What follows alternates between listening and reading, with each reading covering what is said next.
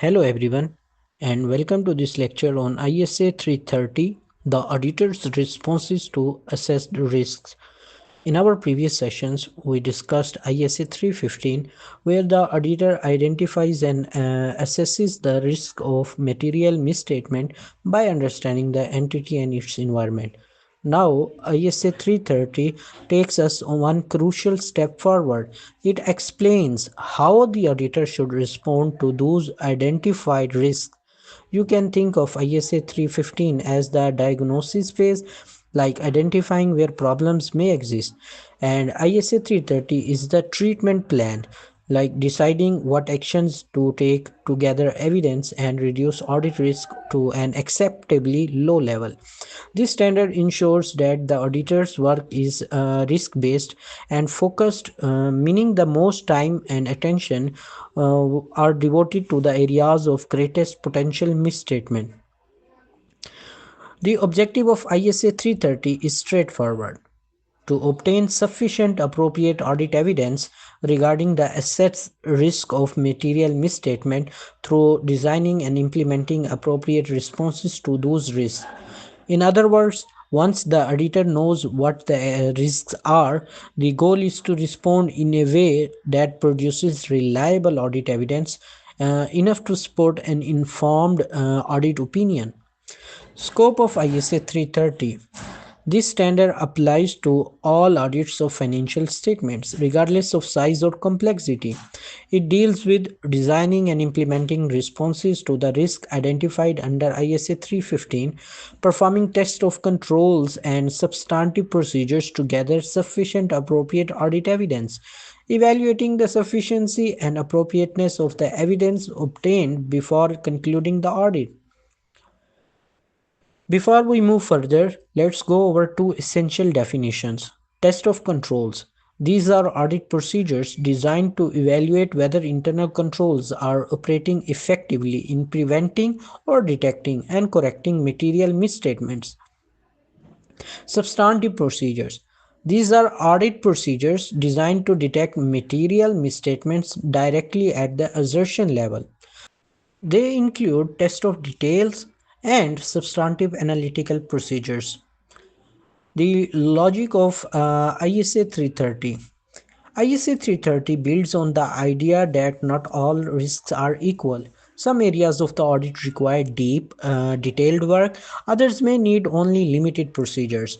So, the auditor must design overall responses to address risk at the financial statement level and also design specific procedures to respond to risk at the assertion level, that is, within the transactions or balances or disclosures. Overall responses to assessed risk. These are high level actions that shape the overall audit approach.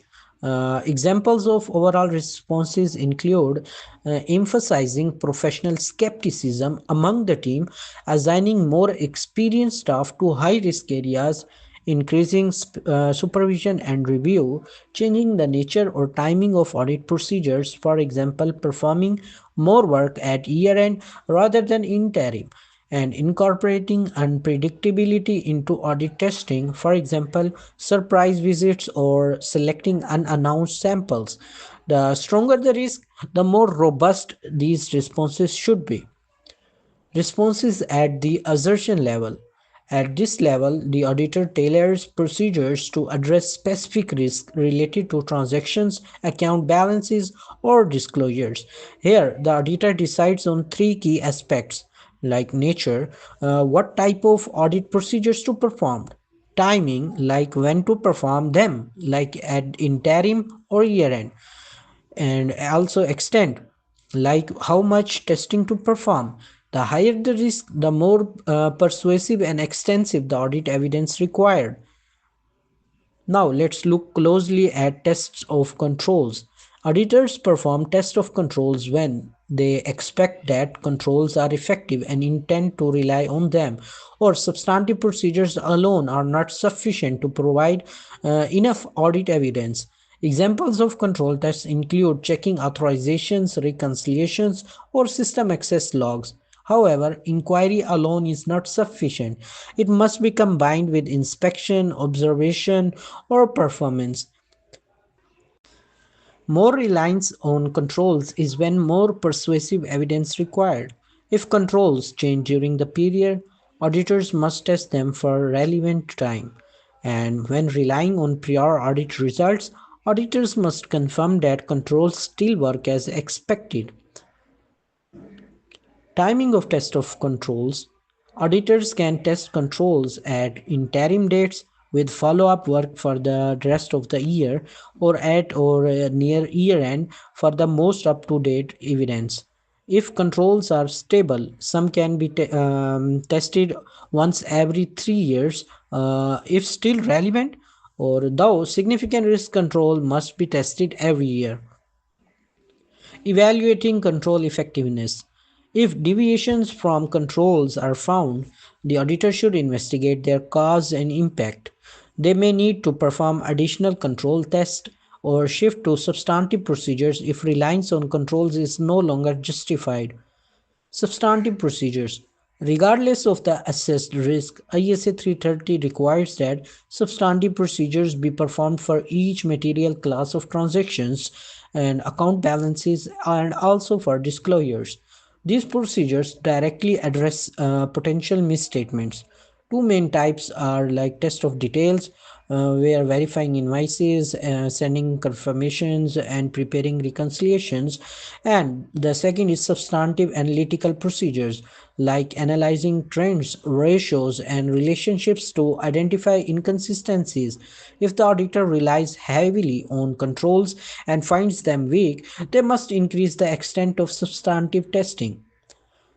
Responding to significant risk. For significant risk, auditors must always perform substantive procedures. Controls alone are never enough. Typically, this includes detailed testing of transactions, confirmations from third parties, analytical reviews of unusual items. For example, if revenue recognition is a significant risk, the auditor might test sporting contracts and confirm terms directly with customers.